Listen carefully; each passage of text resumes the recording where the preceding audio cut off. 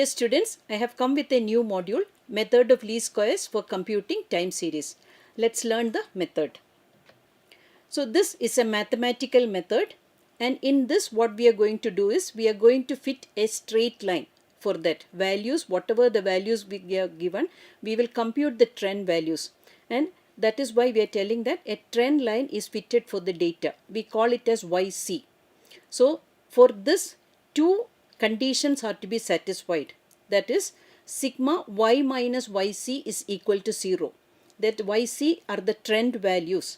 That is, the sum of deviations of actual values of y and the computed values of yc will be 0. So this I am going to explain with the help of the problem when we will do the problems.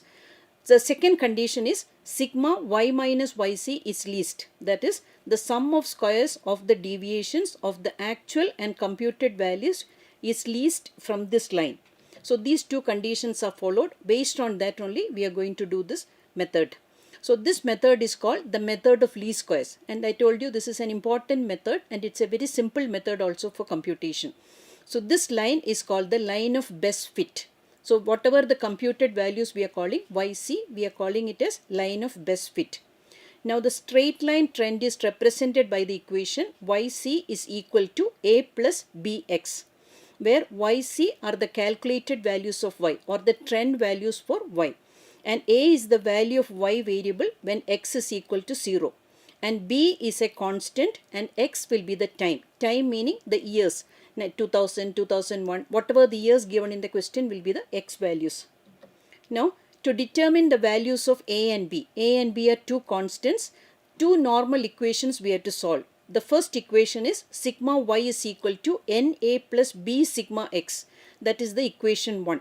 Equation 2 is sigma xy is equal to A sigma X plus B sigma X squared, that is the equation 2. So midpoint is taken as the origin. So we have to remember that two types of computations are there when you are getting odd number of years and when you are getting even number of years.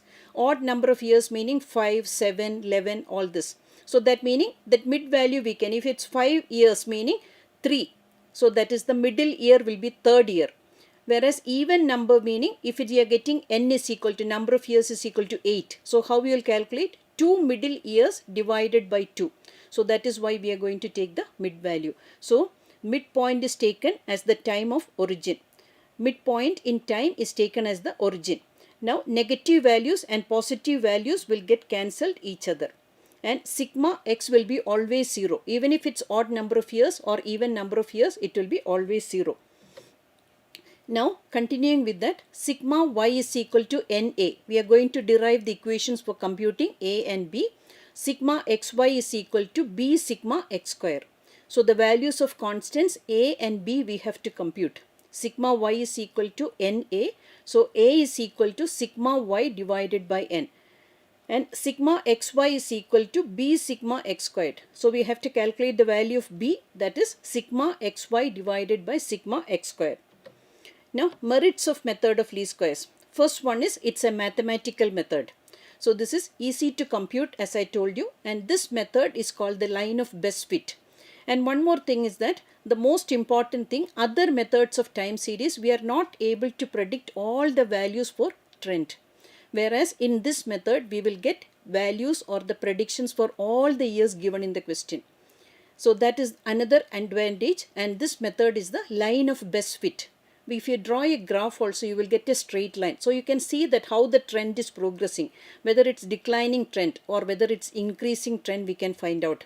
So all compared to all other methods, this is a best method where you can predict the values for all the years given in the question, and if you are plotting also you are getting as a straight line. So it's easy to predict the trend or declining trend or the progressing trend. Now demerits of this method, if you see, more tedious and time consuming compared to other methods. Those who are not with mathematical background, you may find it little difficult to compute this method. Now predictions are based on long-term variations. We know that there are different types of variations can affect, seasonal variations, irregular variations, all this can affect. So we are doing the predictions for long number of years. So sometimes other than the prediction, Some natural calamities will happen, or sometimes there will be a total change. See, like COVID, nobody has expected that. So that has created lot of problems in the economic conditions, business conditions, everything. So something very extraordinary will happen, then this computed values will have no significance. Then impact of cyclical, seasonal and irregular variations are ignored. Nobody can predict this with accuracy, these type of variations.